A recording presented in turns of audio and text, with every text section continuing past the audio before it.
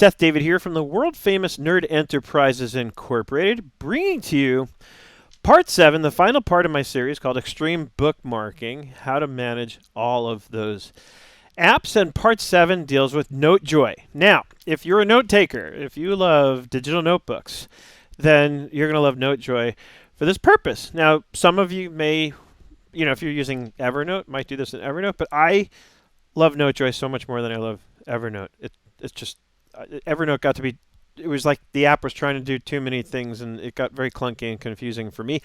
NoteJoy keeps it simple and lets you create a digital note-taking notebook with pages and notebooks and things environment. And the key to how this works for this use case for bookmarking is using its tags feature. Let's take a look at my screen and I'll show you exactly what I'm talking about. So here we are in NoteJoy. Now I am using the desktop app for NoteJoy, but unlike many apps that sync data, like even the brain is a sync, right? You make updates and then periodically or at the push of a button, it will sync the data up to the cloud. It will sync up the changes.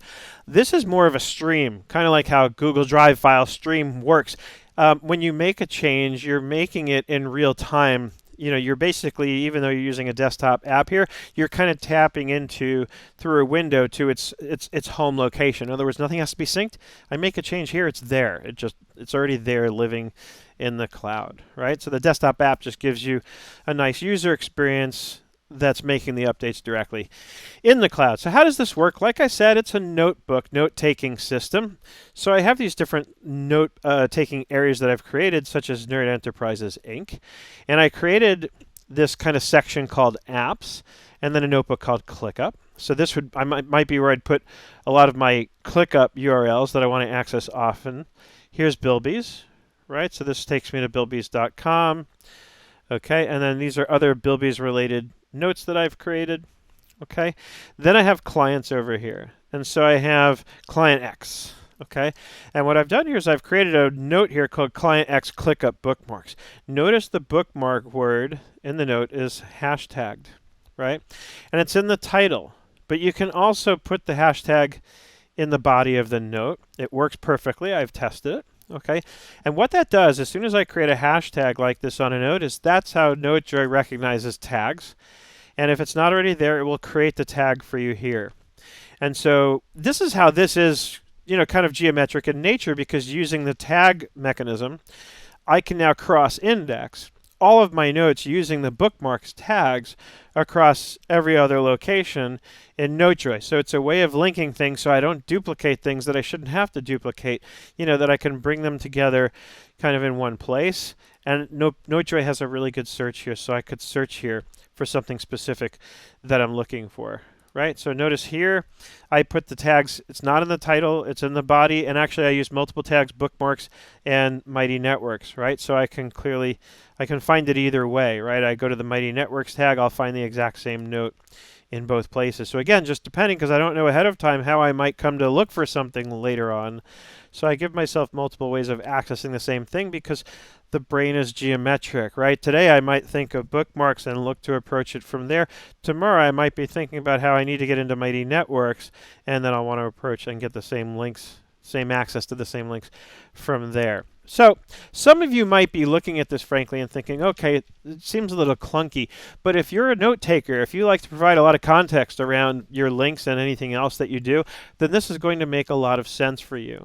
So in conclusion, and to wrap up on this whole series, I've given you, it's 7 parts, but I've given you 6 different applications, because the first one really was talking about the Mighty Networks conundrum that I had. So it's really 6 apps. I've given you 6 apps to choose from for how to design your process around keeping track of your bookmarks. The first one, of course, I showed you what most of you, from what I gather from polling you all online, especially my Nerd Enterprises Inc. community group on Facebook. In the thread there, most of you said that you're using your browser bookmarks. And some of you have some really clever kind of processes around that, using different browser sessions for different clients and so on, and then using the same LastPass login across the board so you can quickly access the logins when you need them. Very, very smart. I think that at a certain point, though, especially as you do begin to accumulate more tools in your toolbox, so to speak, more apps that you're going to be using with different clients, internally, what have you. I think that you're going to outgrow the basic browser bookmarking process, no matter how clever your process might be. I think there just comes a point in time where you need something that works more like a database so that you can quickly pivot and without any friction, pivot around from one thing to the next very quickly and easily. Ultimately, it comes down to this, that you want your information organized, categorized, and easily referenced. And how do I define when something achieves that objective? Is simple. If when I'm looking for it, and assuming I have no independent recollection of where I've put something, I still need to be able to find it in 30 seconds or less. If I can't find what I'm looking for in 30 seconds or less, then it's not organized. So that's my rule. You can adopt it or you can not adopt it. Take what you need, leave what you don't. But that is everything I have for you on Extreme Bookmarking. How to manage all of these apps. Design your process first, then figure out the app that's going to work best for you on how to implement that process. That goes back to my core course and series of courses that I've been doing this year, 2021, called Process and Workflow Design. Really, really important. A lot of us are getting this backwards, right? We jump into an app because everybody's using this app and we get kind of caught up in that hype. But don't get caught up in the hype. You have to have a need before you decide to use an app. If there's no need, or if the way I like to explain it, it either has to solve a problem you don't already have solved, or it has to solve one better. Or thirdly, it's just a fun toy to play with. And I've got a list of those in my toolbox that I don't really have a specific use case for because it doesn't solve a problem I don't already have solved. But it's a fun toy to play with. So in those cases, what I find myself doing is actually looking for excuses to use them because they're just really cool toys that I want to find reasons to use them because I enjoy them. So those are the three, right? Again, it solves a problem you don't already have solved. It solves one better, or it's a fun toy to play with and you want to find a way to use it because you just want to use it, right? Sometimes it's that simple. I want to use this thing. It's cool. It's fun. It makes it easy for me to find information quickly, right? And ultimately, something could get moved from that category to the first one. That ultimately, you may end up replacing an app with one that's in that section of your toolbox called Fun Toys to play with, because you start learning more and more, and you get better and better with it, and start finding out more and more about what it can do and what it might do better than what you're currently using, and that's my 2 cents or 10 cents worth for you on how to kind of even choose from among these 6, which is going to be the right app for you. A few times I led you to the answer. If you're already using ClickUp, then use the ClickUp option, right?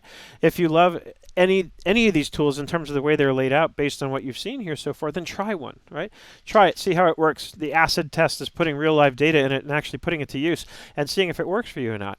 If ultimately you find yourself struggling to find something, then either your process needs tweaking or you need another app. And that's really the bottom line on this. So once again, I hope as always that you learned something here, had some fun along the way.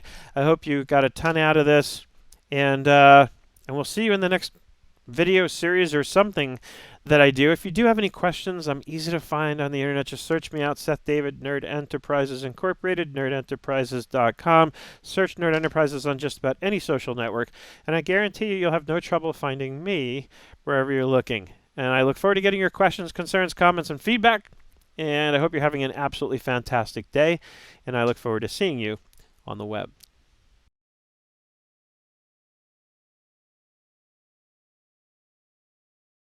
There is, as always, a method to my madness. Hi. Okay.